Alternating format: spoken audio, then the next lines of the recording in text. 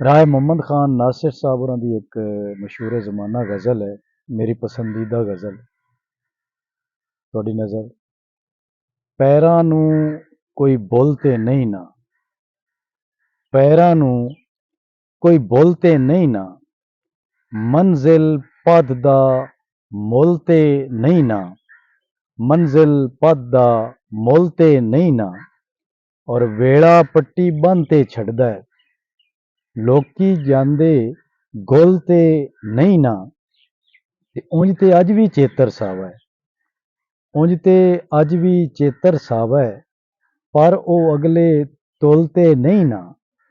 ते अंबर जोड़ी छंडे भी ते तारे जांदे डुल ते नहीं ना।